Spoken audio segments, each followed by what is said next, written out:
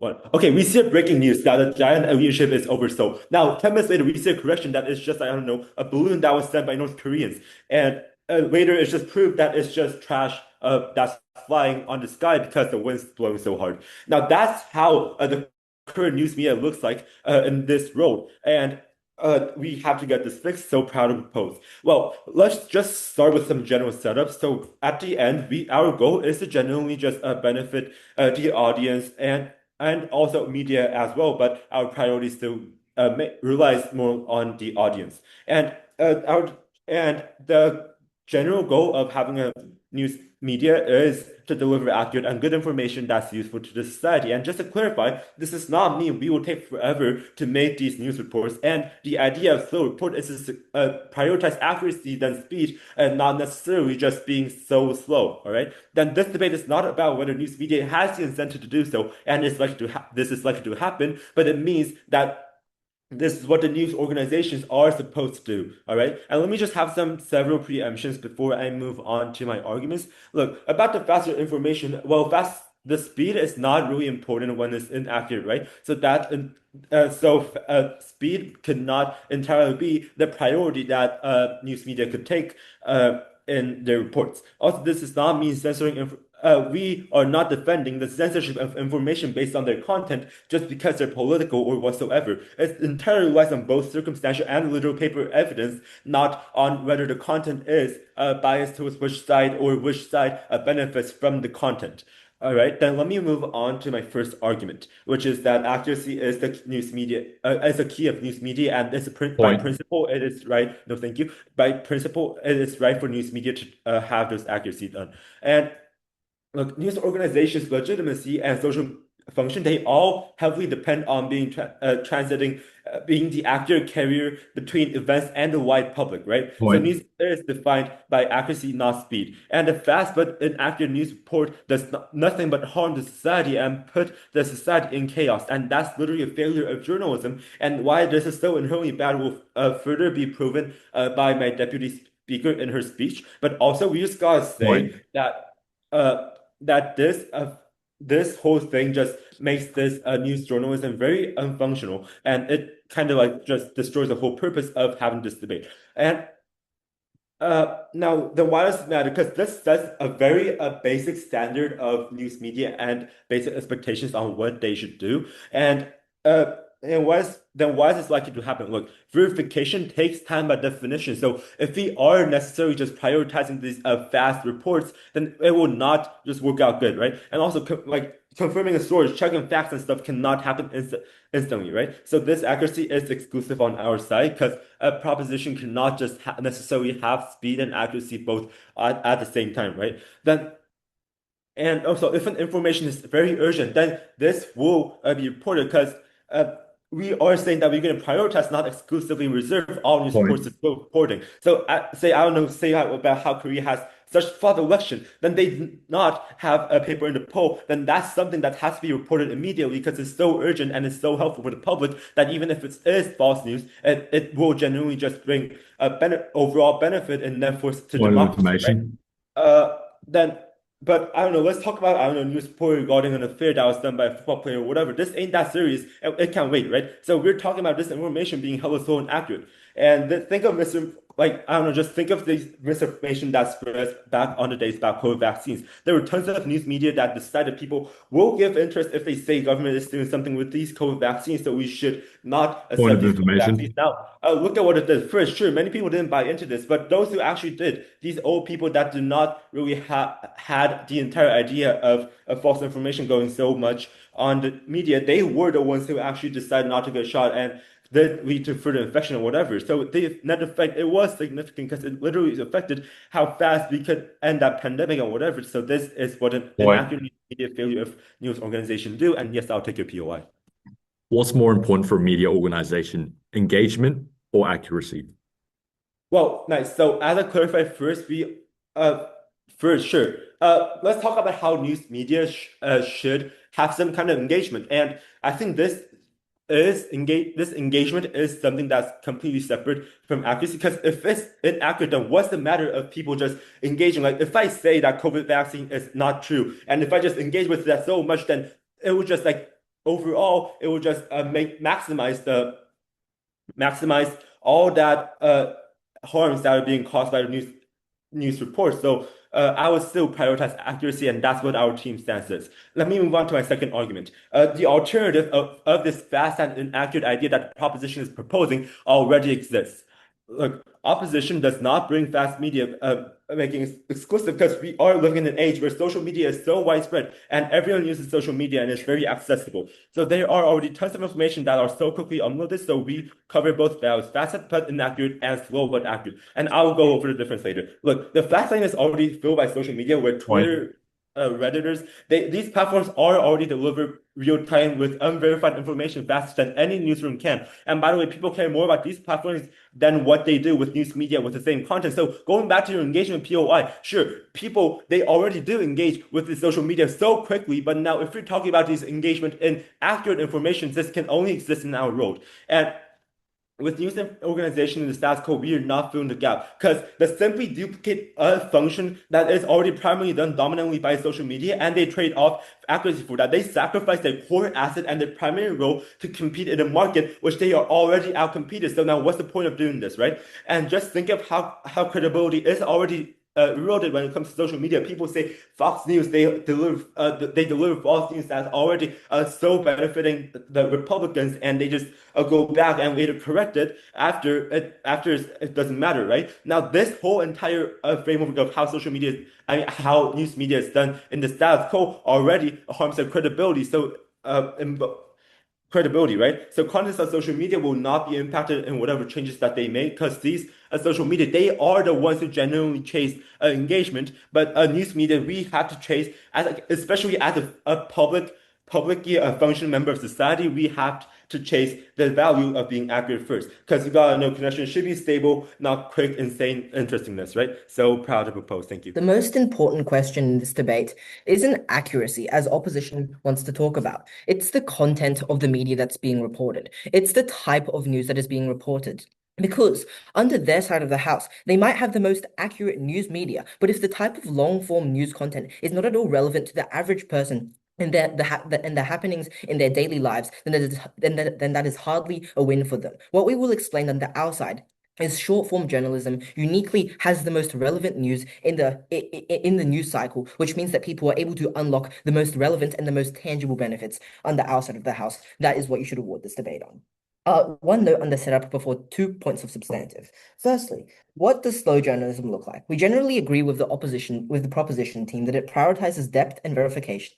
But we would also observe that it is uniquely more long form. That is to say, it looks like investigative journalism shows, which have 10 plus hours of runtime. On the other hand, what does real-time journalism look like? We think they cover current events and are generally more concise summaries. No, thank you. For instance, they look like the nightly breaking news summary on TV. That's what the average person sees. Then, before I go into my 2 points of substantive, two miscellaneous pieces of rebuttal. Firstly, proposition has a claim on accuracy. They explain to you that verification takes time, and that's why that's why you have accuracy under their sides of house. I have 3 responses. Firstly, journalists are already highly experienced and knowledgeable. That's why they were hired to the job. They go through decades of training in order to get to a position where they can publish news to a wide audience. It explains why journalists have the capacity to publish news that is accurate and factual. Secondly, misinformation is heavily punished. Why is this? There are personal disincentives for the average journalism to publish misinformation because given that they have the capacity to do so, there's no incentive for them to publish misinformation if that means that they lose huge amounts of reputation and perhaps lose their jobs. But secondly, there are huge disincentives for news organizations to publish misinformation. For instance, they get fines, they get lawsuits. We saw what happened with the Bondi shooting, where a news site literally published the name of the shooter as the wrong person, which caused huge amounts of backlash and triggered immense financial harm and reputation harm to the organization. That explains why there's likely to be safeguards on either side of the house. Thirdly, you can still verify news fast. For instance, if reporting is inaccurate, it usually gets corrected within a day or so after it gets published. And we would explain that topics that are most covered in mainstream news, for instance, the Iran war currently, are very simple and it's very easy to fact check them, given that you can cross-check across multiple different sources. Their second contention was that you turn to alternatives such as social media. We agree with this. We'll explain why that But why not in our substantive that while we flip this, I'll take you in a second. But we tell you that generally more people use it under your side of the house when quick news becomes less available, when people have to turn to longer forms of journalism. That's when they can't cap that's when their attention spans can't cap that's when their attention spans are unable to last for long form journalism. That's when they turn to shorter forms of journalism, such as social media. I'll take you now. if you're so worried about content, wouldn't it be better for it to be accurate? Because if it's not accurate, people will not read it, and if it's not accurate, the impacts it wouldn't be that significant. We do see that accuracy matters, but our contention is not that accuracy doesn't matter. It's that it's secondary to the type of media that you're covering, which I'll then explain in my first point. Our first point is that real-time journalism increases engagement in journalism. The first layer of this argument is that real-time journalism is extremely accessible. Why is this? Firstly, it's designed for general audiences, for families, for those who work 9 to 5s, for the average person who watches TV on the couch. Hence, they cover things using more familiar concepts, using more casual language, etc. This looks like breaking news, which cover things in very ordinary and accessible language, and they use formats that are very easy to understand. For instance, breaking news headlines. Secondly, they cover real-time events. For instance, the Bondi Beach shooting, real-time government policy, real-time events such as the Iran war that are far more relevant to the average person. Comparatively, slow journalism is far more inaccessible for 2 reasons. Firstly, they cover complex topics. Because these real form journalism needs something to report on, and therefore they cover concepts such as foreign policy, such as international relations, which the average person is hardly able to understand. Secondly, it is far more in-depth. Simply look at the numerous investigative journalism shows that have 10 plus hours of runtime. People have naturally short attention spans. And they have limited time through which they can watch news, which explains why the average long-form series is inaccessible to the average person who is unable to watch this. Why must you prioritize short-form journalism over this long-form journalism? Firstly, covering real-time events takes up huge amounts of resources. For instance, you need on-the-ground reporting, you need to have interviews, etc. Secondly, the sports and media headlines that are most visible are limited, so increasing visibility of slow journalism naturally is a direct trade-off with the visibility of real-time journalism. And we also would add that people can't consume an infinite amount of media. So it's a direct trade-off between which types of media you have to consume. All that explains is why real-time journalism becomes less accessible under their side of the house, and why real-time journalism is better for engagement. What are the impacts of this? Firstly, far more people on the outside of the house actually engage with news media in the first place, because being informed was the most important thing in this debate. And at the point at which they could access short form journalism, but were unable to access real form journalism, that was a long form journalism, that was a win on the outside of the house. We tell you that the impacts of this are that people are more politically active when they are informed. They learn about recent events, they learn about local happenings, that, for instance, and the most vulnerable people are able to benefit from them. For instance, if a vulnerable person finds out about government subsidies, that's a benefit from our side of the house. But we also claim that we unlock benefits of slow journalism because people are unlikely to go straight from no news consumption to straight to long form journalism. So starting small is what allows you to build up your news consumption and transition to long form journalism in the first place. But secondly, the comparative is social media. Absent an accessible alternative, you turn to easy sensationalist short news, that is social media, where content is far more sensationalist, where there is misinformation. That was a unique harm under the opposition side of the house. Second point then, on higher quality. Why do you get higher quality? Firstly, it's real-time reporting. It covers current practical events. For instance, local subsidies, for instance, local happenings, compared to abstract concepts like international relations. That means it's more relevant. That means it's more relevant information on the outside of the house. Secondly, slow journalism is extremely long form, and you need to make it interesting for the average person who doesn't have a long attention span, which naturally means you need to exaggerate some events, you need to make it more fiction-like, you need to sensationalize it. But thirdly, less people understand it, less people are able to see it, which means that there's less criticism because less people are able to view it and generate mass backlash when there's misinformation. Therefore, prioritizing long-term, real-time journalism ensures people access higher quality news and more accurate news, the very metric that opposition wants to champion. That means people are more politically aware. That means that you help people with accurate news, with the most reliable news that people can rely on. That helps and we would note that this especially helps people with low media literacy and vulnerable people, and that's why we win this debate. In today's debate, there are two main stakeholders. First, the media audience, and second, the journalists. As our Prime Minister mainly talked about the media audience, in my speech, I will mainly talk about the journalists. Slow journalism will create better news with better journalists, and it will help the society and the media audience ultimately. Thus, I am proud to propose. Three things in my speech. Judge first, the rebuttals towards the leader of the opposition. Second, the extension to our first argument, and lastly, our team's last argument. To the rebuttals to the leader of the opposition, their first argument was mainly about it is about the content of the media, and short form journalism is related to the audience and they have better accessibility. So they said that they are using formats and vocabulary that can be easily understood. However, we are not saying that we will write a whole 30-page report that cannot be understood by any normal citizens, and we are not making documentaries with 10+ hour running time. But long-form journalism is different from short-form journalism because we are providing accurate information, which is summarizing the whole event after we had some cross-checking.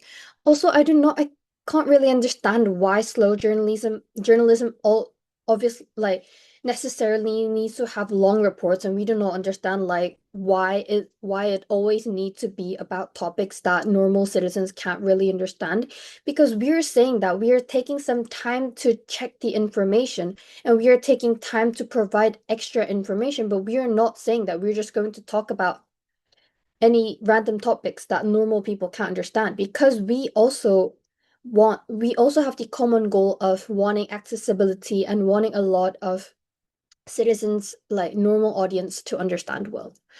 Also, they talked about their main rebuttals was in 3 points, which is that one, journalists are knowledgeable, and second, there is no incentive for them to produce misinformation, and third, it will get corrected even though there is misinformation. So I will rebut them one by one. So firstly, about the point that journalists are knowledgeable, we agree that journalists are more professional and they had time to get trained. So it may be somehow different from social media. However, when there are unexpected wars and just unexpected events happening, why does being knowledgeable really matter? Because that's not going to be a bit different, and they may be a bit more accurate than social media. However, but it will still be similar because in unexpected situations, there's nothing really different. Yes, I'll accept your POI. Does the motion not read that slow journalism explicitly avoids breaking news style reporting and produces more thoroughly researched stories? Yes, it does. So we were saying that we are providing more thorough information, but it does not exactly mean that we're just going to provide really hard reports that nobody can understand. It's just that we are going to provide extra information to help the understanding. It is not disturbing their understanding. And we said that some kind of breaking news is, when really, really necessary, will be needed, but we are mainly focusing on the point that there will be long-term journalism. So they also talked about there's no incentive for journalists to produce misinformation because there's going to be a really big backlash when it happens. However, this is actually happening in the status quo. We agree that there is a big backlash, but as the opposition kept talking, yes, people do have short attention span. So this is why the media is producing short-term media that only just gives the necessary news. However, because the media companies are understanding this point that people have short attention span, they're just pressuring the journalists to just get any information that matters. We just need to get the attention from the audience. It doesn't really matter if it's true or not. So they're just getting obsessed with getting attention from the audience, and they're not really caring about accuracy, which we believe that accuracy is one of the main points in journalism that should be needed. They lastly talk about that even though there are misinformation that can be corrected after a day or few. However, because the media companies are just getting obsessed by just getting attention, and because they are just providing misinformation because of this pressure, what are they going to do about the societal chaos that was caused during the day? How are they going to take care of it? And even if they correct it after a day, what are they going to do if they just say sorry? Nothing changes, right? So now moving on to our team's extension, as our Prime Minister proved, the real-time reporting will obviously cause chaos and frustration in a societal level, and this is the main effect in the short term. However, the impact continues in the long term too, because news organizations are pressured to publish first. They are more likely to report incomplete or inaccurate misinformation, which is the reason why misinformation is happening. So in the status quo, this is normalized since media companies compete with each other to be the first one to report the news, no matter if it's true or not. So the accuracy doesn't really matter to them, and their only goal is just to get attention from the audience. And after the report, they just say sorry and make corrections. So this societal chaos happening continuously will cause loss in trust in the long term. So what will be the difference of newspapers and social media if this happens continuously? However, in our world, media companies are considered as one that can be trusted and can know what is actually happening. So our world is way better than in their world, since in their world, journalism will ultimately fail. So this continues to our team's last argument, which is that real journalism is happening in our side. So two things in my argument. First, there will be less burnout and better mental health for journalism. And second, this will lead to more autonomy and high quality journalism.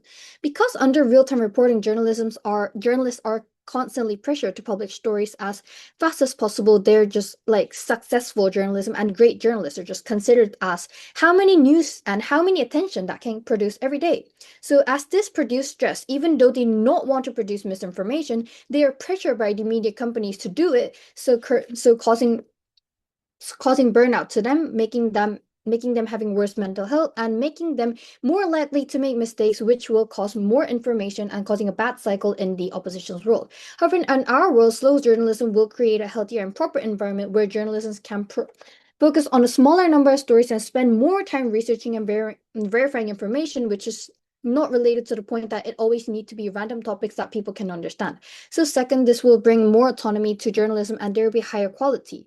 Because this freedom will encourage journalists to think critically and they will research more autonomy will produce better journalism, and better journalism will create a more informed society, and a more informed society is better able to hold the society itself, which is better for the society and the individuals and the journalism as a whole. Thus, I am proud to propose.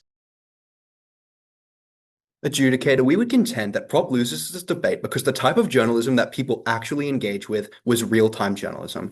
Real-time journalism still exists on both sides. It is just that because they sacrifice the quality of real-time journalism on their side and people don't engage meaningfully enough with slow journalism, that they were unable to actually activate any of their benefits about people having access to good information. Therefore, they lost this debate. Three issues in this debate. Firstly, on framing. Firstly, I'd like to interrogate what the actual worlds look like. We think that it is likely that in both worlds, you are likely to have slow and real-time journalism. This is because you have a corporate incentive to maintain real-time journalism that is from money, right? Because which form of journalism that people actually engage with and that you can run like ads on and stuff is real-time journalism, so that is likely to still exist. The difference is where we get to the quality that is on the second issue.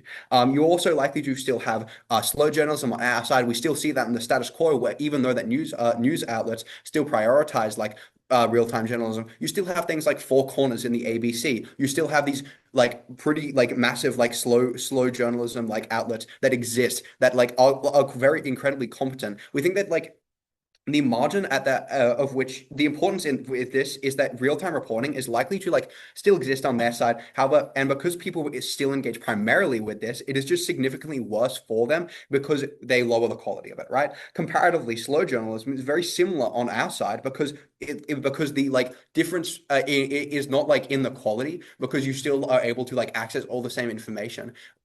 Where like as I'll get to in my second issue, they are unable to do. It is just that it's probably to take longer because you have like less manpower actually for that and like resources. Importantly, this means that any harms they've made about like making mistakes on like broadcasts or like opinionated biases and anything else to do with this gets significantly worse on their side. We flip every single harm here.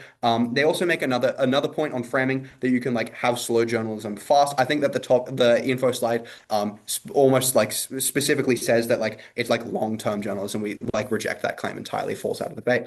Okay, on the second issue on quality, I think we have a few things here. Firstly, we told you that having competent, unbiased reporters is simply a luxury, and that when you prioritize slow reporting, you are probably and like you put all your manpower into slow reporting, you are likely probably forced to fill like real-time reporting with opinion pieces. The fact This is incredibly bad because it means that your quality is going to go significantly down. This was backed up by our second reason, which is that you lose access to high quality information with no, I'll take you in a second, with no access to heaps of on the ground reporters, right? This is where this is the sort of things that you're actually reallocating, the manpower and resources that you're reallocating, is all these on the ground reporters, all these people that you're likely to get information from, you're going to lose access to this. So to keep it like attractive to viewers, even though you don't have any information, you're likely to prop up your lack of info with more like opinionated things. Yeah, I'll take you. How will quality decrease in our world if we invest more time? I think this is a problem in your So world where the you don't invest time quality in. decreases under your world because both real-time journalism and slow journalism exist under both sides. The different because you cannot fill 24/7 hour news broadcasts with with slow journalism. That is not possible. You're not able to do that, right? Because it takes so much time. You have to have like huge amounts of manpower, huge teams to actually verify all of this. This looks like in the status quo, this looks like having like a real-time journal article, like real-time like news broadcast come out, and then maybe a week later you have like the slow journalism like form of that come out where you have all of the fact checking and verification. However, the difference for that is not that you can like fill every news spot with like slow journalism. It is probably that you have to fill like your news spots, like your actual broadcast spots with real-time journalism because you still need money. You still need to function as as like a broadcast because slow journalism doesn't make money. You cannot fund all of this stuff if you are not making money. You cannot do any of that. So third reason for this is that if you don't buy anything we've just said, you think that outlets don't try to make it engaging, or don't have any monetary incentive. No, thank you. Then you have to believe that broadcast becomes slow and unengaging, meaning that you cannot activate any benefits on quality because people don't interact with it. Fourthly, we think you just get worse slow journalism on their side because you have to sensationalize it to make money, right? Because if you're sacrificing, or if you're sacrificing like the quality or like real time journalism, if you believe what they've just said in this POI, then you have to believe that they're sensationalizing slow journalism in some way to continue to make money, to continue to get pull people there to actually run ads. Because the comparative is not that people go out and read this. It's probably that like 3 people read it and then make a social media post about it. And that's how people get their news because that is significantly more accessible than going out and actually reading this journal article yourself. A few other things here. You're more like the impacts that we actually activate is you're probably like going to get people to actually act upon these things if it is more timely, and you're going to cover significantly better types of news. That is what we told you at first. A few pushes from prop here. First, you're going to say that accuracy is dependent on having time. A few responses. First, we think there's a logical gap because inaccurate or biased news outlets are always going to be biased, and the opposite is always going to be true. Unbiased news outlets are probably always going to be unbiased. We tell you that the actual way, this was like the thing that you were actually not, it's not time. It's like whether or not you're like biased or whatever. The second thing is that we tell you at first that you have a huge disincentive to be purposely inaccurate. And thirdly, we contend that the alternative to timely news was like social media speculation. And that this did not have the same disincentives to being accurate. So it was likely worse, more extreme and opinionated. So even if you believe, so you should believe that like they probably have worse quality information. On the second issue of accessibility, note that we only need to win this issue to win the debate because this debate is primarily about whether or not people have information. The first thing we told you is that you increase engagement because topics are more timely. The second thing we told you is that it's easy to consume format, right? It is like a news broadcast versus like a long detailed journal article. People don't like to read. They want to just like watch something, right? The third thing is on the comparative, you probably get overcomplicated topics and like a lack of engagement, even if you don't believe these other reasons. The fourth thing is that people are likely to turn to other sensationalist media like social media. This is harmful because you have no verification. For example, we'll give you a real world example here. Fox News got punished for being inaccurate about Trump having the 2020 election stolen from him. Influencers don't have those same restrictions. They're more likely to be able to like push this sort of information. So when you have bad real-time, if you believe that like real-time information investigation is unengaging, you have to believe that people's alternative was social media. If you believe that it was engaging, you had to believe that they were sacrificing the accuracy of that in some way. So you should believe that it was worse on both pieces of analysis there. The last thing is that people are likely to start with real time and then engage with slow media. The last thing we hear from prop on this is that access doesn't matter when you're inaccurate. A few responses, we contend that accuracy is secondary to people actually knowing what's going on and acting on it. And secondly, we reject that their analysis that we get less accurate. Rather, we tell you at first that because the most accessible things are higher quality, there is better overall quality because that is what people actually watch. So proud to oppose.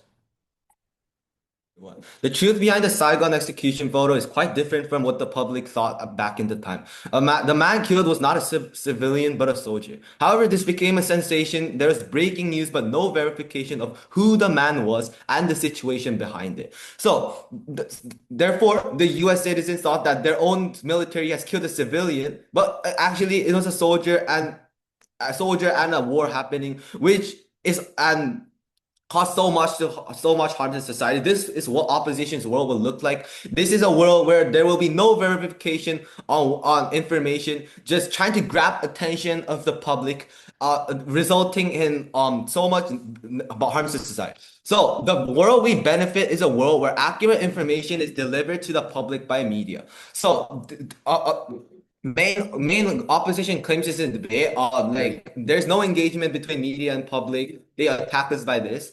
No quality. Our case needs so much manpower. Attacking the case on our case needs so manpower. You have Right. enough. No, thank you. You have enough resources to get those breaking news, get those information so quickly. You don't have the resources and manpower to verify the information. I don't understand why they're pushing this case, because if you have enough resources and manpower for making an attention grabbing headline, I don't really know why you don't have the why you don't have the ability to do something that is just the opposite. We're not moving on. We're not just using just slow journalism. We're not taking a month revising like this incident that happened like 2 years ago. No, thank you. No, we're fast journalism is not an exclusive benefit on their side, because we clearly stated that the media will give some information in the beginning. So for example, if there's like a man murdered in the streets in like Australia, Sydney, whatever, the police is working on finding the information of the criminal. This still exists, and this is a fact. Like this is a fact, and what we will do is that we will build on that fact, investigate and revise what happened after that, to deliver that accurate possible information. And moving on, opposition said like lawsuits and like Point. real life no thank you, alternatives exist in their world. Okay, lawsuits will exist, and like the media is gonna be fined, but where is all of that mental harms and the other non-physical harms that the person gets go? Like your example of the Bondi Beach shooting, where does the mental health, where does all the non-physical harms that the the person got go? Like would that be like aided with a lawsuit and like giving money? No, but our side actually our side eliminates the chance of misinformation in first place, because we actually have revising, we actually have Point. truth verification in the process. Yes, I'll accept your POI. What's worse, misinformation delivered through a news outlet, or mass misinformation and conspiracy theories delivered through social media?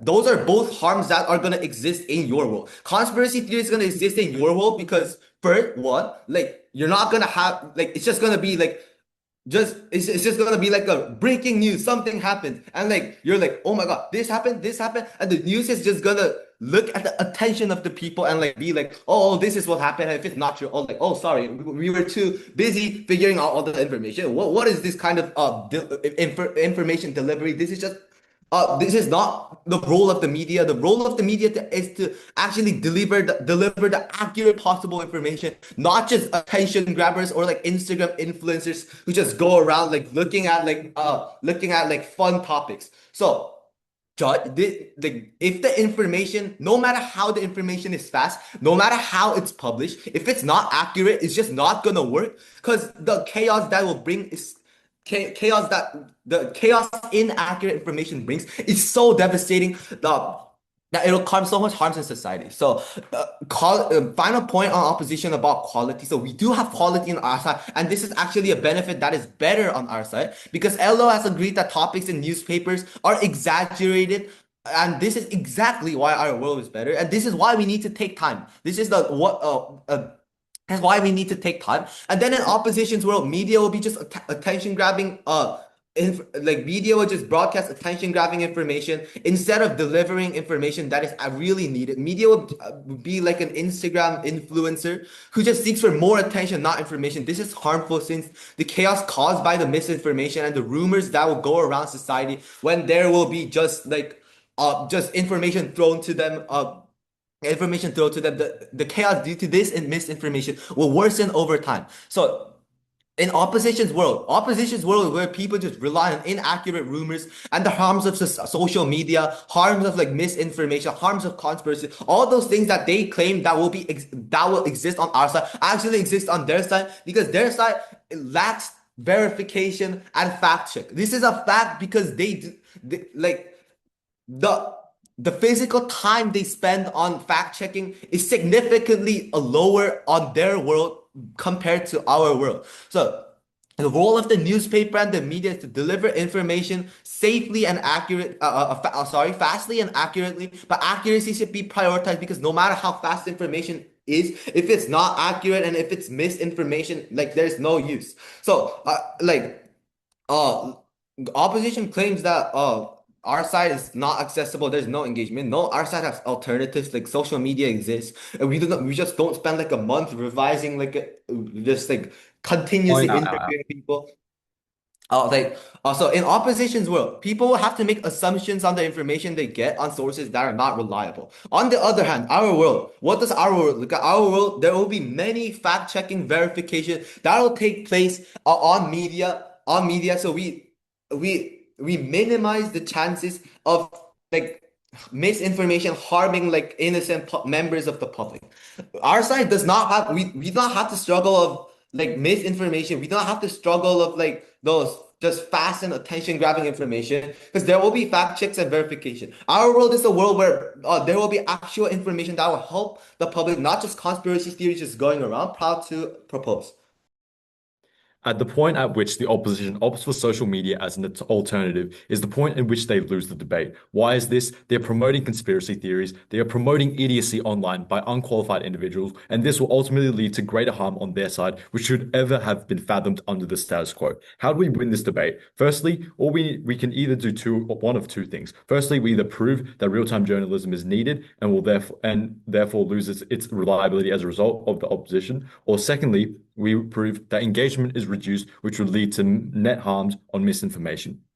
Now, firstly, clarifying on what slow journalism is. Under the topic, it is clearly stated as long-form content. It already exists under the status quo as long-form content, such as weekly briefings on all major news sites. And secondly, we see that this will likely be long-form content in its manifestation, simply because you're not going to spend weeks on weeks on weeks just to produce a tiny article. Now, what will the media look like under their world? Firstly, we see that both forms of media will still exist. However, we see that the quality of media will significantly decline, and there will be a greater focus on one side with finite resources, meaning that one arm will ultimately be faulted. Now, first issue, by the end of this, you'll believe why we, as the side opposition, receive better media engagement, especially for news sources. Now, the opposition's claim here is that media organizations are already outcompeted by social media and should therefore forfeit the market. Now, responding to this, I will prove why social media is completely inadequate in functioning as an arm of media. Now, the detriment to quality. Firstly, there are many points which lead to this. One, the lack of investigative capabilities of social media. Two, the biased nature of people on social media. Three, the unqualified nature of the reporters on social media. And four, the lack of incentive for fact checking. Now, what does this ultimately lead to? Release more information. No, thank you. Now, the opposition clearly stated throughout their whole entire speech that this will be their step-by-step process in which real-time journalism is reported to the public. It will be vague news, which will not only be verified several hours later. Now, the opposition neglects this very key function of media. The function of media to axe conspiracy theories as a whole, to remove speculation, and to ensure the accuracy, and to ensure public trust, and to ensure the prevention of false theories being proponed by social media and things like this. Now, by releasing vague news step by step, it leaves several hours of gaps for speculation. Now, what did this look like? We give the example of the Trump shooting and the Charlie Kirk shootings, where this heavily politicized issue led to slower release of media. What happened as a result? So this led to conspiracy theories as a result. We point the example of Candace Owens, who after 6 months is still going on about Egypt's involvement in the Charlie Kirk assassination, capitalizing off of this, making a lot of money. Now, why does this occur though? There's an inability to regulate social media, simply because of the quantity of people releasing news, and secondly, because there's an inability to silence people entirely due to the arm of free speech. Now, thirdly, we see that there's an active incentive for people on social media to engage with conspiracy theories because it is profitable for them to do so. They are indifferent about backlash. It doesn't matter if they have backlash. In fact, if they do have backlash and people actively hate on them, actively comment on their videos, it leads to more engagement, which leads to greater popularization of their theories, which leads to more engagement, no thank you, leading to much more misinformation than on our side. Now, we see that the scale of impact here is significantly larger because you're actively leaving gaps for people on social media to deliver conspiracy theories, to create mass fear amongst the people, and to cause a greater degree of chaos than a news organization ever could. Now, another claim here is this media distrust will lead to less engagement in media. Now, they've already conceded to an extent that social media will be an operating arm of media, no, thank you. Now, we see now on side opposition, they've already conceded this switch to social media to an extent, but they also claim backlash. Now, firstly, we stated that media actively ensures verification to prevent backlash. Backlash is an active disincentive for news media outlets, which does not exist for social media, because if you are constantly providing inaccurate information, nobody will opt for your news source. So simply, opposition's claim here is largely dead. Secondly, on the point that media is seen as useless. We see that if the media only produces long-form content through their slower journalism, they will simply be useless to the general public. What does the general public want? They want news delivered immediately in real time because that is all they need to function in their daily lives. They do not need extensive analysis. They do not want it. They do not have the desire to engage with it. Now, media engagement is already low, even with real-time journalism. It will simply be perpetuated under this, especially because quality will be reduced, which I'll move on to now. The second issue on media quality, why is this worse?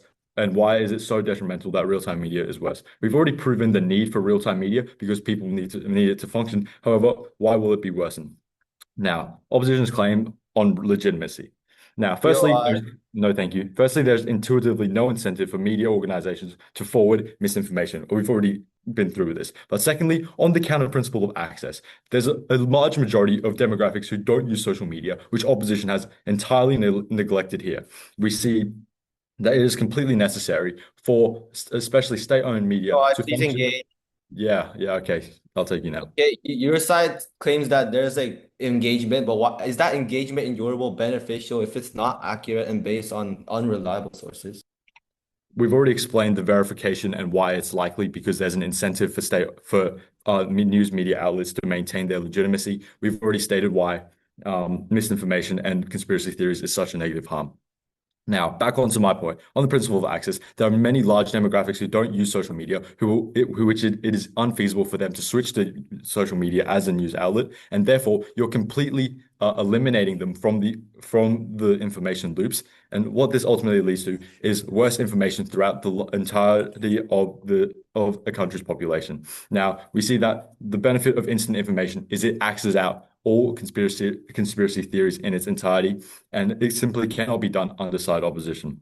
Now, on their claim on the chaos of information, how this detriments media quality, we see that why real-time media is worse under side opposition is this. Because resources are rediverted to slower long-form media, there can be less resources and less people in action on the short-term media. Now, what does this lead to? This leads to less information being released, already more speculation. Now, speed is essential because it prevents this, and we see that verification is only possible under our side because we have more resources targeted towards real-time media. They cannot achieve verification, and it's only a harm on their side because they do not have the sufficient resources to ensure that real-time reporting is verified in a timely manner because they don't have enough people on the job because everyone is focused on longer forms of media. Now, weighing this on magnitude, we see that it's much more important that real-time media has enough attention because it is ultimately what people need most, what people engage with the most, and because the worst outcomes result when it is unverified, which is why we need all resources diverted towards it to ensure the media quality. Bias increases otherwise, speculation increases otherwise. This is why we're proud to oppose. All right, I think we had two paths to victory in this debate. First of all, we had to prove that real-time journalism was necessary and worse on prop. We gave you a few reasons for this. Firstly, we said that people really want to engage with sensationalist media. It's why sensationalist media exists. It's why we see things like social media, like influencers being so successful. It's like we see things like Fox News being so successful. The second thing here was that news outlets wouldn't have the power or resources to sustain like high quality or even the low quality that we have now of like real-time information. It was going to be worse under their side than under status quo because you had to divert a lot of this manpower of like having reporters on the ground, having like interviews and like real good information quickly and in a timely manner. You were going to divert a lot of that into slow reporting, which was significantly worse. The second piece of analysis, so the third piece of analysis was that news outlets needed real-time reporting because it provided a lot of the money for them to actually facilitate their slow reporting. This is what the status quo looks like because investigative journalism obviously requires a lot of real-time reporting to actually be funded in the first place. So this leads to one of two outcomes. The first thing is our first path to victory. It's that news broadcasts run significantly worse real-time broadcasts, right? You have less info, more opinions. The harm here was misinformation and disinformation leading to like bad conclusions and like bad voting, right? Because people don't engage with slow journalism to the same extent that they engage with real-time journalism, we could certainly win this debate if real-time journalism was worse, because you were going to have people see this bad real-time information, right?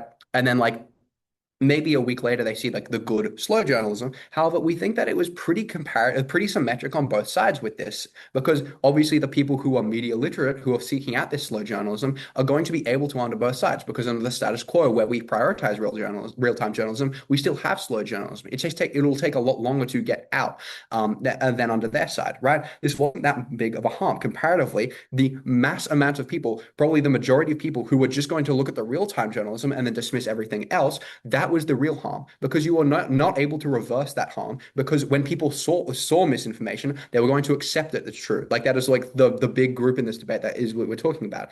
And because real-time journalism was worked on their side, they basically lost this debate. The other path to victory was if you don't believe anything I've just said, in which case you would believe that real-time media is like completely replaced with slow media on their side, and in which case we would tell you that no one really engages and turns to social media. This builds upon Prop's own analysis on social media being bad, which we told you all down the bench was people's alternative to real-time info. So the next thing I'd like to talk about is simply why Prop can't win this debate. I think they like this line all down the bench, which they tell you a lot. They tell you at first, and they tell you at like a POI at 3N, right?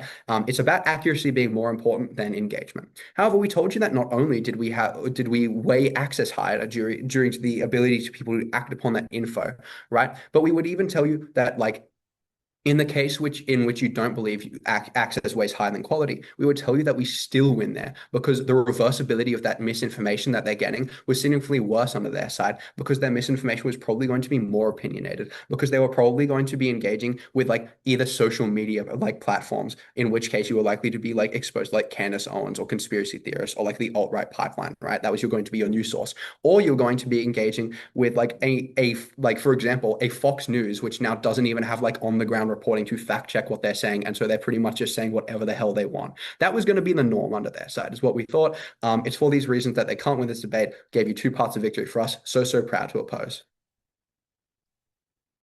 Okay, let me just quickly remind out that on our argument regarding social media as an alternative on fast and active media. Yes, so according to opposition, which is accessed by most people according to them, because fast media cannot entirely disappear, and social media accounts will amplify them anyways in our world as well. Now, let me just blindly buy into this, and just like how they blindly buy into these knowledgeable reporters in their role, then let's talk about what news media should do when these people are already so obsessed with short form information that is amplified with the small minority of fast media that exists. Now, the special thing of news media is that it can be static in formal writings, it could be static in government reports and everything. It's like it has a bigger stake than what a single social media post could do. So that's why they have more principle that would make them prioritize accuracy over speed. Now, I don't even know if you're on the same page because they just walk up to the podium and they just say we're gonna have 700-page essay with words that are used probably back in the Victorians to the slow information. Now that's a whole different case. Thorough research does not mean quite a long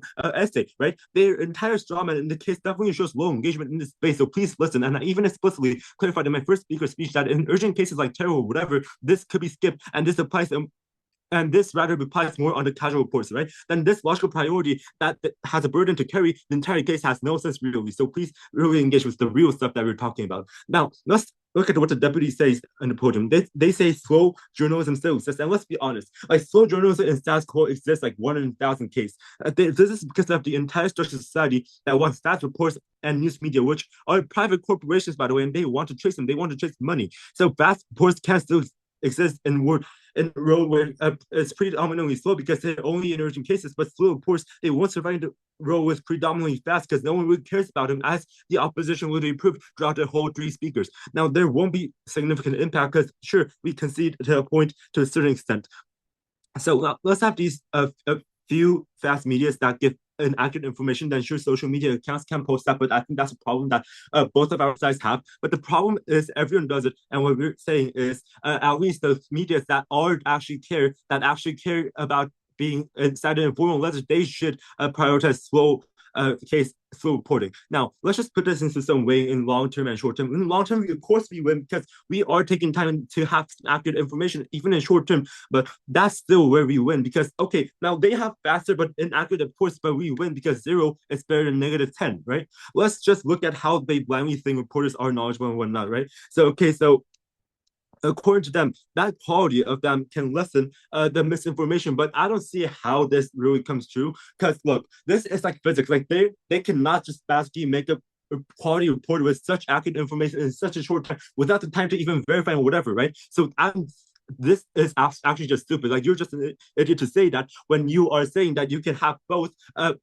You can have such the word without any cost being paid, right? So our worst case, now let's just compare our worst case to their best case. Now, sure, we may lose people reading every single word of news media, but be honest, like even today, no one reads the long text because they only read the headlines. And then this headline should not be so exaggerated that leads to chaos. The job of media is not to make money and be a good taxpayer. It is to deliver accurate information. It's the idea of having money heavily on media's perspectives. But please note that most medias have heavy influence, are already heavily supported by the government anyways. And whatever, right? Then even in the worst case, we could still at least have these used in bigger stakes official stuff, right? That's the very least that slow media could do. Now let's look at the proposition's best case. Sure, the reports are so fast, which is also already done by social media accounts, which primary role is to get views, unlike news media anyways, right? Then sure, maybe it could be inaccurate, but because this is something unknown. But hey, at least they apologize, right? That's exactly how news